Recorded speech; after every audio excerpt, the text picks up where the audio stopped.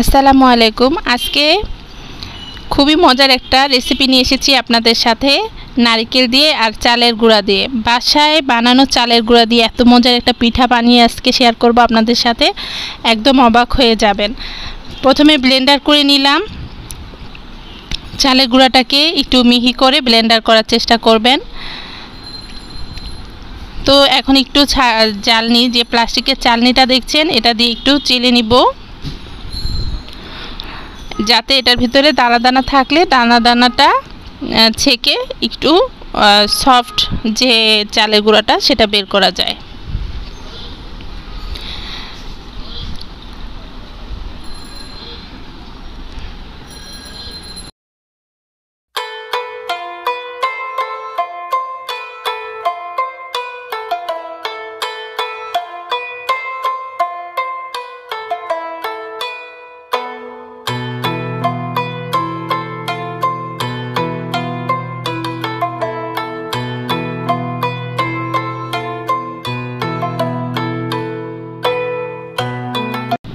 তো আমি গুড়টাকে একটু গালিয়ে নিয়েছি পানি দিয়ে।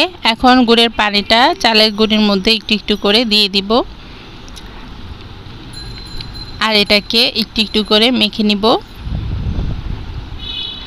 আমার চালের গুঁড়ি অর্ধেক অংশ করা হয়েছে, আর বাকি অংশটা আরেক করে নিব।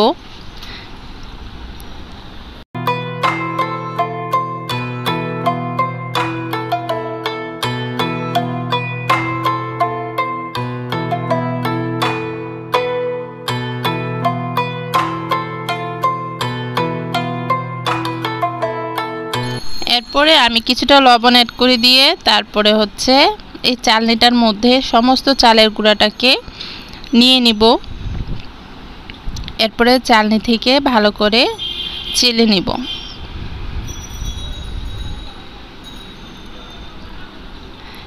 এই পিঠাটা গরমের দিনে খেতেও যেমন মজা, শীতের দিনে খেতেও তেমন মজা।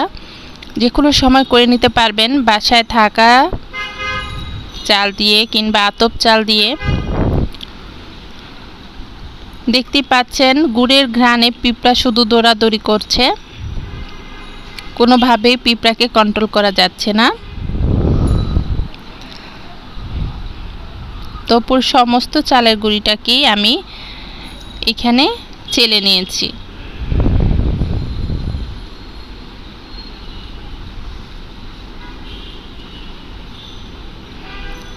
এখন ফাইনালি আমি পিঠাটার কিছু অংশ আপনাদের সাথে শেয়ার করছি। কি করব, গুড়ির কিছুটা ওই চালের মধ্যে নিয়ে নিব, এরপর কিছুটা গুড় নিয়ে নিব, এরপরে আবার গুড়ি নিয়ে নিব,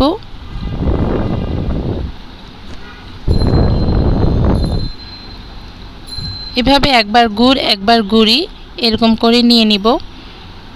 এরপরে আমি কিন্তু কিছুটা নারকেলও অ্যাড করে দিব।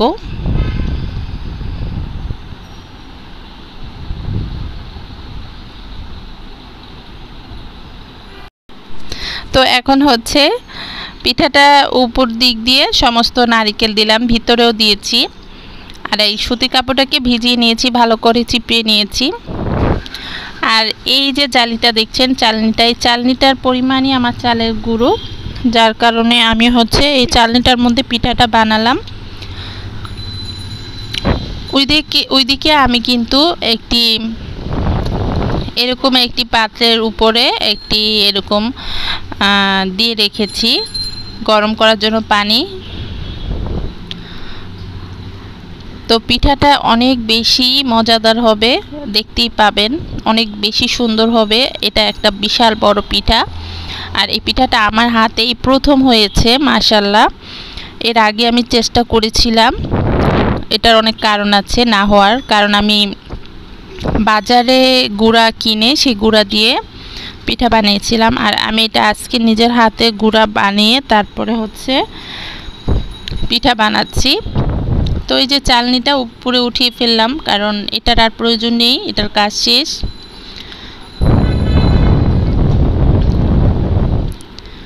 তো পিঠাটার শেপটার জন্যই আমি চালনিটা ব্যবহার করেছি মূলত।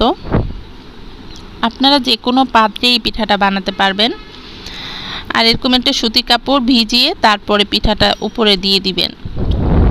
এখন কিন্তু গরম হয়ে গিয়েছে, আমি কিন্তু সহ্য করতে পারছি না। পিঠাটা কিন্তু বেশিক্ষণ লাগবে না হতে, প্রায় আধা ঘন্টার মধ্যে আমার পিঠাটা হয়ে গিয়েছে। সমস্ত প্রসেস ঠিক মতো যদি আমার মতো করে দেন তাহলে আপনি এরকম একটি পিঠা বানিয়ে সবার পেট ভরতে পারবেন ইনশাল্লাহ। দেখতেই পাচ্ছেন ধোঁয়া উঠছে আর আমি চেকও করে নিচ্ছি।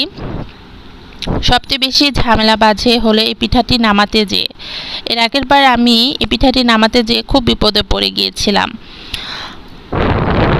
কারণ হচ্ছে পিঠাটি তখন ভেঙে গিয়েছিল। তাই আজকে আর ভুল করব না, আজকে সতর্কতার সহিত এই কাজটি আমি করে নিব। এখন একটি প্লেট, এই পিঠার চেয়ে বড় একটি প্লেট আমি পিঠার উপরে রাখবো। এরপরে হচ্ছে পুরোটা পাতিল আমি এখান থেকে নিয়ে যাব, নিয়ে অন্য একটি জায়গায় নিয়ে যাব। তারপর এটাকে উল্টিয়ে নিব, যেমনটা কেক উল্টাই ঠিক তেমনটা করেই পিঠাটাকে উল্টিয়ে নিব। এই সিস্টেমগুলো যদি ফলো করেন বন্ধুরা, আপনাদের পিঠাও ভাঙবে না। আপনারা প্রথম পদক্ষেপে পিঠাটা সুন্দর করে বানিয়ে নিতে পারবেন। তো ইনশাল্লাহ এবার পিঠা আমার সাকসেস হয়েছে। ইনশাল্লাহ পিঠাটা আপনাদেরকে দেখাতে পেরে আমারও ভালো লেগেছে। আর বন্ধুরা যারা আজকে আমার চ্যানেলে নতুন ভিজিট করছেন, যদি আমার চ্যানেলটি আপনার ভালো লাগে, যদি আমার রেসিপিটি আপনার পছন্দ হয়, আবার এরকম নিত্য নতুন মজার মজার রেসিপি পেতে আমার চ্যানেলটিকে সাবস্ক্রাইব করে রাখার অনুরোধ করছি। তো বন্ধুরা দেখতেই পেলেন মাশাআল্লাহ কত বড় একটি পিঠা হয়েছে।